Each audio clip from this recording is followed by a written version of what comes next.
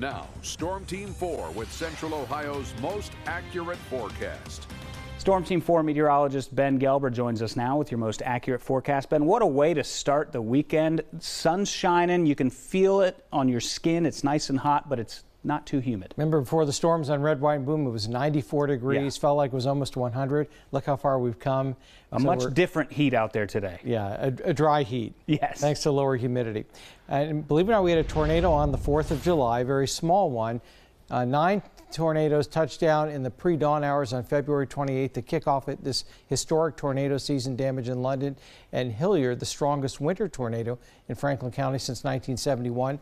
9 more tornadoes March 14th, including the devastating EF3 storm that took 3 lives in Logan County. Same supercell spawning tornado that damaged athletic fields at Olentangy Berlin High School. 5 tornadoes hit on April 17th, 1 in Bucyrus, 19 on May 7th. They were coming every other week in waves. 4 more struck on June 5th, including an EF2 tornado that unroofed homes and businesses that I covered the next day in Frazeysburg. And of course, the Plain States have been devastated as well, from Nebraska to Texas. There's the storm touchdown. It was barely 10 seconds on the ground in DeGraff, that's southwest of Bell Fountain, at 8:44, one of the shortest tornado paths we'll ever see, but that puts us up to 64. Last year we had 60. An average year only brings 22, but we've beaten the record, of course, 62 in 1992. It has been an extraordinary year, and hopefully we're near the end of tornado season. Certainly we're way past peak, but we've had a dozen tornadoes now that have been EF2 or stronger. That's the Logan County EF3. EF2 means 111 miles per hour or stronger, and those tend to do more significant damage.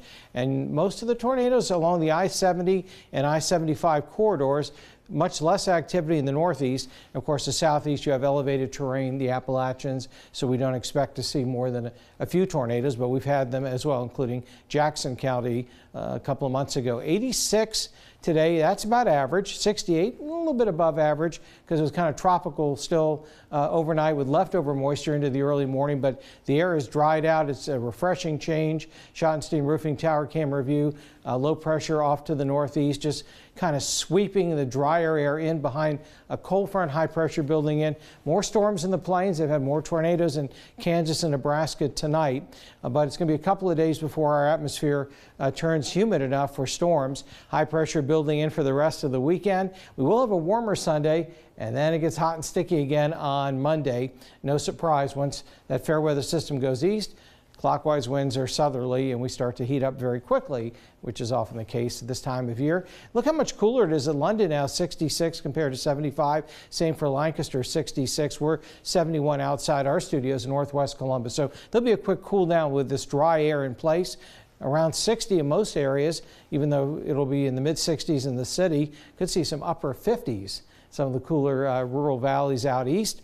But it's going to warm up tomorrow into the mid and upper 80s, not quite to 90, but definitely a little toastier than today. But the humidity will hold off until Monday, and you can see the heat dome squashed a little bit for the moment, but just incredible heat in the west. 113 in Las Vegas and Phoenix, 99 all the way up into Portland, Oregon. We can see temperatures as high as 130 in Death Valley, California, and Phoenix and Las Vegas could be close to 120.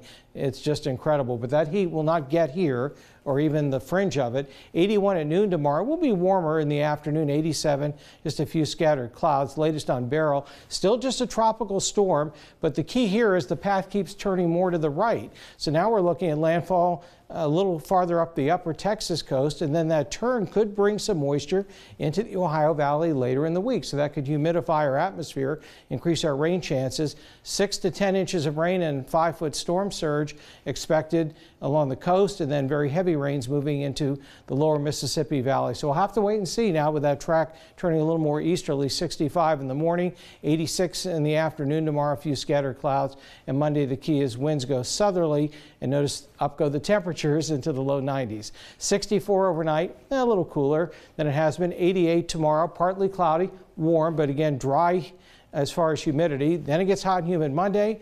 Cold front approaches Tuesday with showers and storms into Wednesday. And the question mark, some of Beryl's moisture could linger, trigger a few showers and storms, and humidify our weather heading into next weekend.